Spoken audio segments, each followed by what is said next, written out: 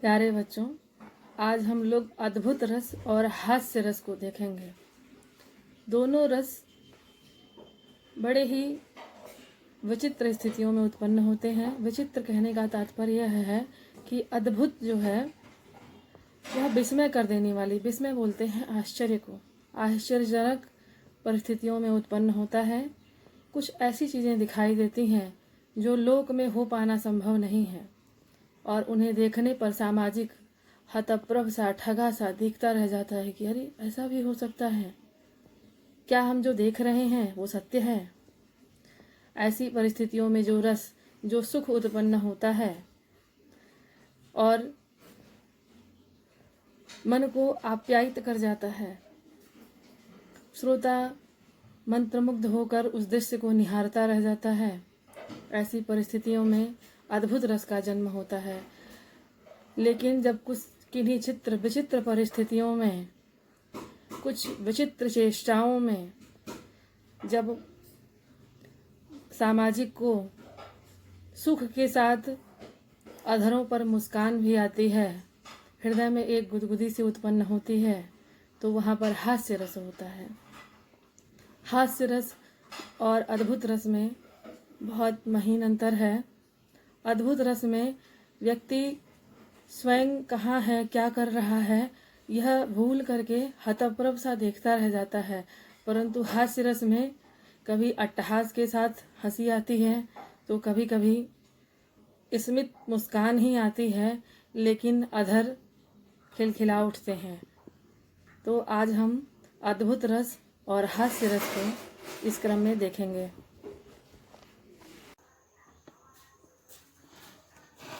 अद्भुत रस। जब व्यक्ति के मन में विचित्र अथवा आश्चर्यजनक वस्तुओं को देखकर जो विस्मय उत्पन्न होता है, उसे ही अद्भुत रस कहते हैं। अद्भुत रस का स्थायी भाव है आश्चर्य। इसमें सामाजिक को या रंगमंच पर जो पात्र उपस्थित है उसको आश्चर्य होता है। ऐसी परिस्थितियां उत्पन्न होती हैं, ऐसी वस्तुओं से उसका साहचर्य होता है, उसकी मुलाकात होती है, जिससे उसको आश्चर्य होता है। इसका आलम्बन विभाव है आश्चर्य उत्पन्न करने वाला व्यक्ति अथवा पदार्थ। इसका उद्दीपन विभाव है अलौकिक वस्तुओं का दर्शन। अलौकिक वस्तुओं से भेंट होना ही इसका उद्दीपन विभाव है। इस रस का अनुभव दांतों तले उंगली दबाना, आंखें फाड़ कर देखना, रोमांच होना, आंसू आना, कांपना, गदगद होना आदि इस रस के अनुभव है। संचारी भाव। अद्भुत रस के संचारी भाव हैं उत्सुकता, आवेग, भ्रांति, धृति, हर्ष, मोह आदि इस रस के संचारी भाव हैं। अब हम इसका उदाहरण देखेंगे। देख यशोदा शिशु के मुख में सकल विश्व की माया, क्षण भर को वह बनी अचेतन, हिल न सकी कोमल काया। यह प्रसंग है कि माता यशोदा को यह पता चलता है कि उनका शिशु, उनका बाल कृष्ण मिट्टी खा रहा है। वह क्रोध में जाती हैं उसके पास कि तुम मिट्टी खा रहे हो, मुंह खोलो, मुंह खोलो जरा, मुझे देखना है कि तुम मिट्टी खा रहे हो। तो वह मना करते हैं, नहीं माता, मैंने नहीं खाया है। बोले ठीक है, तुम मुंह खोल के दिखाओ कि तुमने मिट्टी नहीं खाई है। वो जैसे ही श्री कृष्ण अपना मुंह खोलते हैं तो संपूर्ण ब्रह्मांड उनके मुंह में दिखाई देने लगता है। अब माता यशोदा विह्वल हो जाती हैं, उनको रोमांच हो जाता है कि अरे ये हम क्या देख रहे हैं, यह मेरा बालक है या कोई दिव्य पुरुष, कोई दिव्य स्वरूप है ये जहाँ उपस्थित हुआ है। वह यही नहीं निर्धारित कर पाती हैं कि यह उनका पुत्र है या कोई दिव्य स्वरूप यहाँ पर उपस्थित हुआ है, और वह अचेतन की स्थिति में आ जाती हैं। उनको अत्यंत आश्चर्य होता है। यही अद्भुत रस है। हास्य रस। हास्य रस का स्थायी भाव हास है। हास क्या है, यहाँ हम ये विचार कर लेते हैं कि हास क्या है। वाणी, रूप आदि के विकारों को देखकर चित्त का विकसित हो जाना, प्रफुल्लित हो जाना, वही हास है। इस हास का प्रकटीकरण अधरों पर होता है। चित्त का विकसन अधरों पर प्रकट होता है वही हास है और वही हास्य रस का स्थायी भाव है।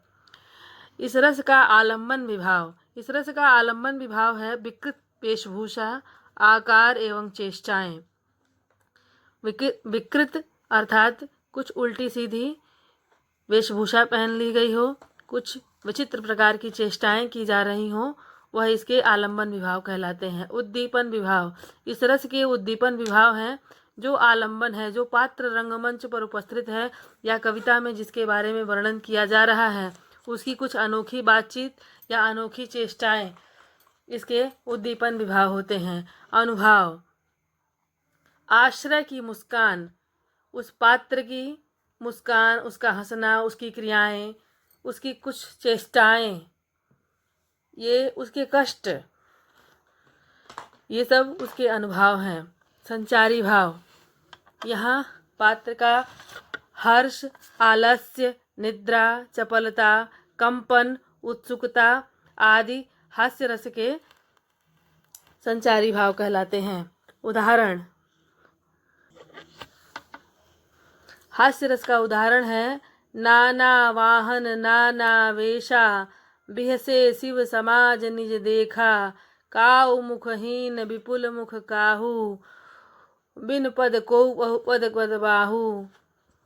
यहाँ शिव जी की बारात का वर्णन है कि वहाँ पे नाना प्रकार के वाहन जा रहे हैं, कोई बैल पर सवार है, कोई ऊँट पर सवार है, कोई किसी जानवर पर सवार है, और ऐसे वह बारात जा रही है।